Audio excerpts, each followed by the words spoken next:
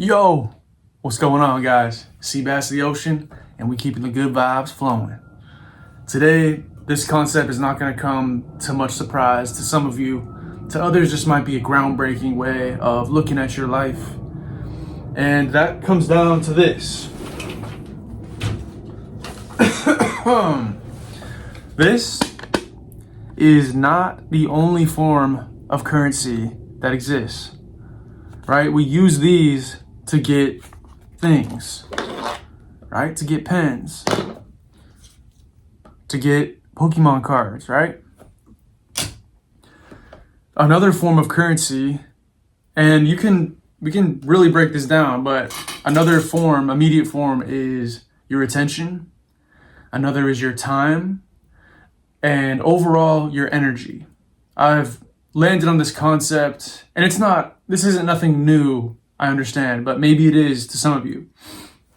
However, I've been encountering certain people that they tend to require a lot of attention. And if you are this kind of person, there's nothing wrong with that as long as you're giving back. If you're constantly just taking from people, that's where I'm gonna have some issues. That's where I can't afford to have you around. I can't afford to pay attention. I won't give you my energy, right? You won't have my full attention. You'll barely have me blocking you out, shaking my head, That's crazy. No way. Wow, that's crazy. That's all that you're gonna get, right? Now, it's hard enough gathering your own ideas, understanding who you are, what's your next step, what you gotta do, reflecting on your own life. The last thing you need is people that are dumping their problems on you and expecting you to figure it out or enlighten them or whatever the case may be. But guys, you gotta think as your time is the most valuable currency. This doesn't mean anything if you don't have time. The richest of rich, when they die, all their money is up in smoke. Maybe it goes on to their children, maybe not, but it doesn't fucking matter at a certain point. Their time spent was more important in the end. I think anybody would choose, anybody who's, let's say, on the latter part of their life and they have riches would choose to be 18 again over the money they have. Because you just can't put a price on your time. And I want y'all, basically my point, what I would like to see or what I would like to say is that you guys should take a close look at your circle. Take a close look at your job, your coworkers. Take a look around you. Who are people that are very expensive when it comes to spending your energy tokens? And look, like I said, there's nothing wrong with that as long as they're investing in you as well, as a friend, any kind of relationship, right? The last thing you want is a one-sided relationship, a one-sided friendship. And when it comes down to it, guys, like, you got to live this life for you. You're not living this life for other people. Of course, we need people. We need people to talk to. We need people to be social and bounce ideas off each other and talk about this experience that we're all living. But you don't got to keep people around that are too expensive. You can't afford them. You don't want to spend your energy tokens on said people. You don't want to go to this bullshit job and spend a bulk of your time, a bulk of your fucking bank account of energy at this shitty job. Myself, it's the same damn story that I've been telling myself and have been living for some time, working.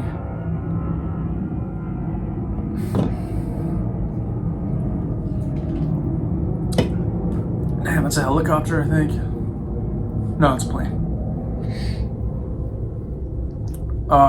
So the same story that I've been taking part in for the last couple years, and that is I'm working in a restaurant. This is just until I figure out what I'm really gonna do.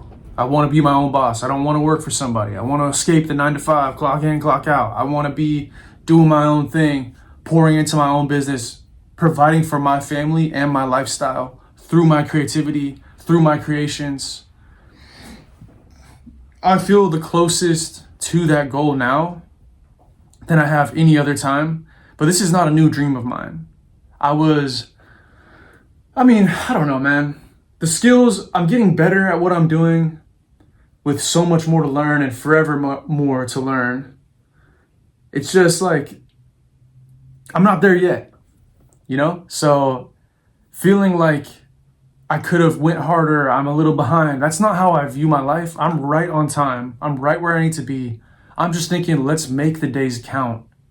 Let's not have another day where we didn't lay a brick down to build the house of our dreams. And that's basically, I guess, all I want to say. Kind of like going back to the attention part of this equation. People need your attention, right? Like, I don't know why, and it's not to say like this is everybody, but your like acquaintances, something, colleagues, even complete strangers will demand attention from you at a time and a place. And it's not being selfish, or it's not a bad thing to be selfish and not give them your attention token, right? That is the most valuable thing. What you're focusing on, what your mind is taking in, is changing you, and it's growing you, it's evolving you. So countless times I have people that just are talking about shit I don't give a fuck about. I don't give a motherfuck. You were blah, blah, blah. I just hear like, it's just like mind numbing shit. And why you're throwing it at my face, I don't know. But you are, and that's okay, I guess. The only thing is, I've realized how exhausting it can be to hear particularly negative people and people that are venting their nonsense to me. It's not to say there's no room. I'm not saying I'm evil. I don't want to help nobody, because I do want to help people. But when you get in that pattern of you're just venting and not looking for solutions, and then when you are looking for solutions, you don't do anything about your problem. So you were just complaining, essentially. Like, don't cry on my shoulder if we ain't close like that. If you ain't in my circle, if we ain't in the flow, don't be doing that. It's not, I can't afford you, right? My energy, the attention coins, they've run dry. I'm broke, right? So basically what that comes down to is just being a little more cold, because I'm trying to protect what I'm trying to do. I'm trying to protect just like my overall peace at the end of the day. So when you're bringing that stress around, when you're bringing this like hectic energy, or like, don't bring chaos. It's not welcome. It is not welcome over here. Leave it over there. Find people that are on that wavelength. The people around them are going to be less likely to spend their energy tokens, their attention, on people that have a negative effect on their life. It gets to a point where this is too expensive. I can't afford to have you around. Not even that you can't afford, it's more so like you just don't want them to be around. Point blank period. That ain't it. I can't have this. It's not cool. And be okay with that. Fuck them. Like, I think constantly people are settling with jobs, with friendships, with relationships, with marriages. That's a shitty feeling. If you feel like you're settling, how can that feel good? Right? I mean, sometimes we don't know what we want, but settling for some nonsense, fuck that, man. Anything less than your heart's greatest desire is not enough. We're trying to achieve near perfect, right? We're trying to achieve near greatness. And it doesn't come easy always. Think about it, guys. When it's all said and done, when you are laying down at night from the day, what do you value?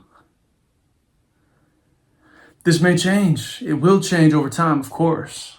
But think about your core values. What is valuable to you? What makes you feel alive? What makes you feel content? What gives you fulfillment? Once you know that, you can kind of structure your life and envision a life where you're living exactly the way you want to. One thing, especially when I talk about this idea of like a currency of time, a currency of attention, I think about how I can affect somebody that I care about, in a sense of like how I maybe having them spend too much currency on my situation, or if I'm always like the guy that's jump scaring people when they come around the corner, that's, they're spending their emotional tokens on the jump scares. Or if someone always makes inappropriate jokes or humiliates someone in front of wherever, in public or however that goes, like, you're taking something from these people. And I think about how, like, people want to be around people that make them feel good, that it's a smooth connection. It's not so hard to be around.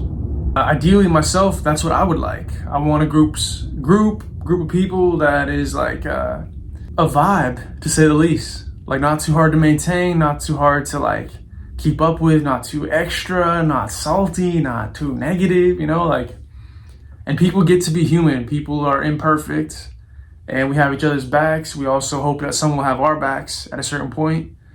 But as I've discussed this and I've been thinking about it, I think about how I can potentially help somebody, give them an energy token, opposed to doing certain things, saying certain things, or a joke, or making someone feel bad. I don't want to leave negative impacts, ideally. That's not the intention. It will happen. It's true, but you got to take care of your people, right? How many energy tokens did I spend today? Was that where I wanted to put it? Is that going to make what's coming worth it? You know what I mean? Because when you know what you value, you know where you want to spend your attention. You know where you want to spend your money. You know where you want to spend your time. If you don't know those things, you might just be wandering lost.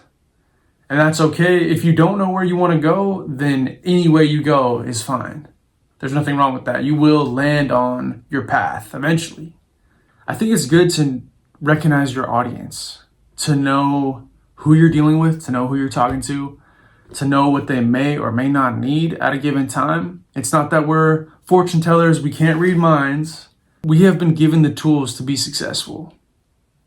It's just about how you tune in and what you focus on and where your time, attention, money is valued. It's not rocket science. But the beautiful thing about, I think, philosophy and philosophers and people that have been there, done that, have the experience, it's they can make a complex concept simple. That's true mastery in a way. When I can break down a complex idea where that a young kid could understand. And again, going back to knowing your audience, if it's a teenager, you would say it differently. If it's a 20-year-old, you say something differently. If it's a 30-year-old, 40, 50, old grandma, however that looks, you're going to break it down a little bit different.